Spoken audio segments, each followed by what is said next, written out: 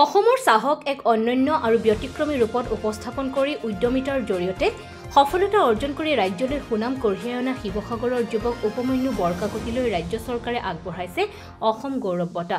শিৱসাগৰ নগৰৰ পৰা উলাহ নামৰ এটা বেগবিহীন চাহৰ প্ৰডাক্ট তৈয়াৰ কৰি চাহৰ বজাৰখনতে খলকনিৰ সৃষ্টি কৰিবলৈ সক্ষম হৈছিল উপমন্যু। ৰাজ্যৰ লগতে দেশ তথা বিদেশৰ বজাৰতো চাহিদা লাভ কৰিবলৈ সক্ষম হৈছে এই উলাহ নামৰ চাহৰ ব্ৰেণ্ডটোৱে। উদ্যমিতাৰ জগতখনত খোজ দিব বিচৰা প্ৰতিগৰাকী লোকৰ বাবে আদৰ্শ হৈ পৰা উপমন্যু বৰকাকতি।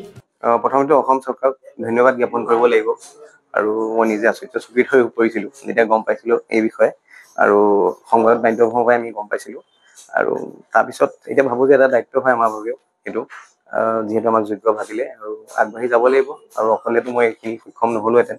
মোৰ গোটেই টিমটোৰ বিষয়ে ক'ব লাগিব, তেওঁলোকে যথেষ্ট তেওঁলোকৰ সকলোৰে অৱদান আছে ইমানখিনি কৰিবৰ বাবে আৰু যাত্ৰা আৰম্ভ হৈছেহে বুলি ভাবোঁ আমি বৰ্তমান আৰু আগুৱাই যাব লাগিব আৰু কষ্ট কৰিব লাগিব আৰু ভাল কাম কৰিব লাগিব। শিৱসাগৰৰ পৰা বিশ্বজিৎ বৰাৰ ৰিপৰ্ট, এনি পলিটিকেল।